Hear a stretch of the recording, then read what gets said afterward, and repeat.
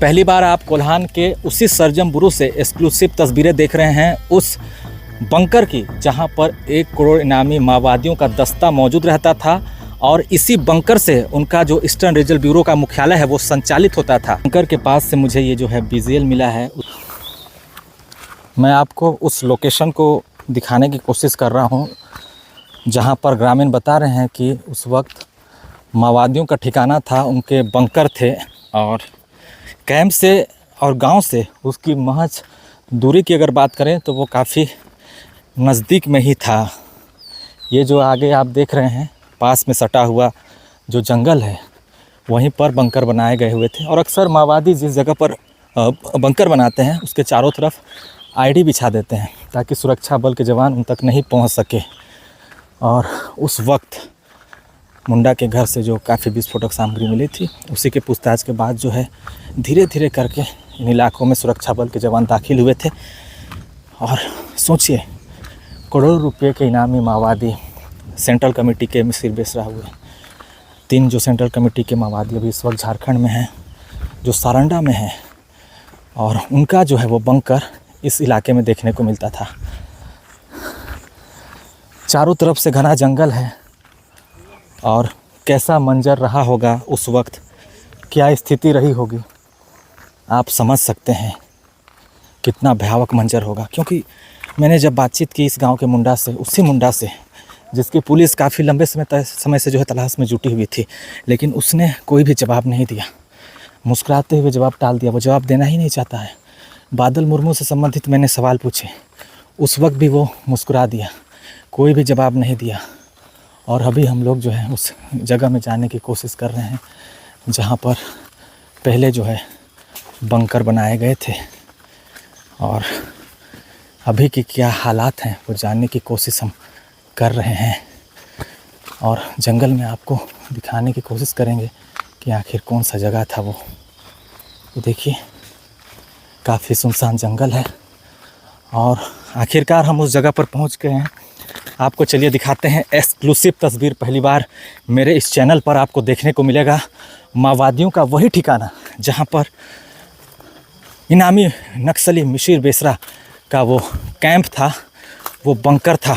देखिए, ये वही बंकर है, आप देख सकते हैं काफ़ी बड़ा बंकर उनके द्वारा निर्मित किया गया था।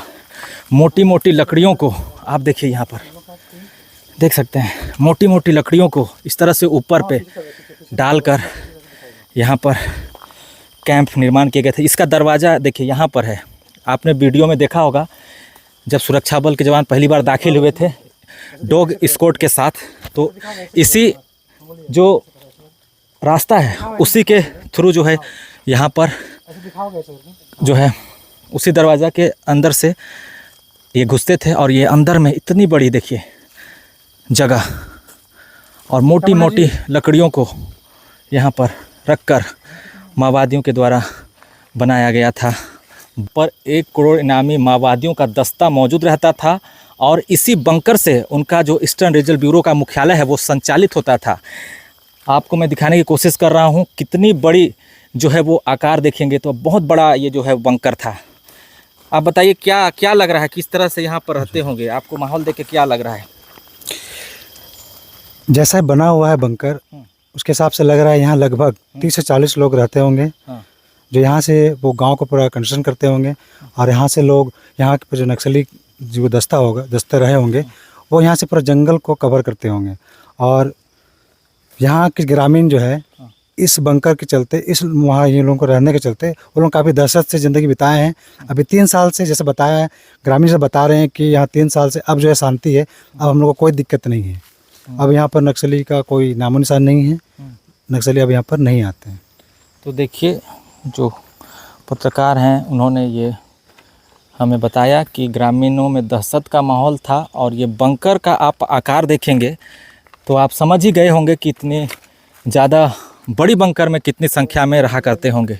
आपको मैं नीचे से तस्वीरें दिखाऊंगा। देखिए यहाँ पर देखिए एक सिरिंज भी अभी भी पड़ा हुआ है, देख सकते हैं। ये देखिए, ये हो सकता है मेडिकल, एक तरह से ये पानी चढ़ाने की चीज़ें हैं। जब सुरक्षा बलों ने यहाँ पर इनके बंकर को ध्वस्त किया था तो उस वक्त ये जो है देखने को मिली थी ये चीज़ें। और मैं आपको नीचे से दिखाने की कोशिश करूँगा, क्योंकि बंकर में घुसने का जो वो रास्ता था वो नीचे से ही था। तो देखिए ये बंकर आप देखिए इस तरह से बनाए गए थे। देखिए यहाँ पर देखिए मोटी लकड़ियों को ऊपर रख कर काफ़ी मेन पावर यूज हुआ होगा इसकी खुदाई करने में, और इसके ऊपर मिट्टी प्लास्टिक वगैरह डालकर काफ़ी सुरक्षित स्थान बनाया गया था। और सोचिए कैंप और गांव से काफ़ी महज कम ही दूर में यह बंकर है, और इसी बंकर में माओवादी जो करोड़ों इनामी माओवादी जो बताया जाता है मिसिर बेसरा का जो बंकर था वो यहीं पे रहा करता था। सोचिए मिसिर बेसरा जिसकी तलाश जो है लगातार झारखंड पुलिस कर रही है, कई राज्यों के लिए वो चुनौती बना हुआ है, वो इसी बंकर में रहा करता था। और सोचिए काफ़ी लंबी और चौड़ी ये जो बंकर है आपको देखने को मिलेगा। अंदर में तमाम वो सुविधाएँ थी, खाने पीने से लेकर हर एक चीज़, और गांव के काफ़ी नज़दीक है। खेत खत्म होते ही ये छोटा जो जंगल शुरुआत होता है वहीं पर ये बंकर देखने को मिला था, ज़्यादा दूर भी नहीं है। इस तरह के बंकर में रहकर माओवादियों के द्वारा पूरे कोल्हान में आतंक मचाया जा रहा था, चारों तरफ तबाही की जा रही थी। और इस बंकर में पहुंचने के लिए सुरक्षा बलों को सबसे ज़्यादा प्राणों की आहुति देनी पड़ी है। जब भी सुरक्षा बल के जवान इन इलाकों में पहुंचने की कोशिश करते थे उस वक्त जो है आईडी विस्फोट की घटना देखने को मिलती थी, गोलीबारी की घटना देखने को मिलती थी, जिसमें कई जवान जो झारखंड जगुआर के थे, जो सीआरपीएफ के थे, उनकी मौत हो गई। और सबसे बड़ी सफलता इस बंकर को ध्वस्त करने के बाद सुरक्षा बलों को मिली, और जो है सरजमबुरु में पहला एफओबी कैंप स्थापित कर दिया गया। लेकिन उस समय ऐसा माहौल था कि ग्रामीणों में भय था, और यही कारण रहा कि इन इलाकों में जितने भी जो गांव के सदस्य थे वो किसी न किसी रूप से संगठन से जुड़ते चले गए। कई ने आत्मसमर्पण किया, और अभी भी इस गांव की बसंती देवगम इस संगठन से जुड़ गई थी।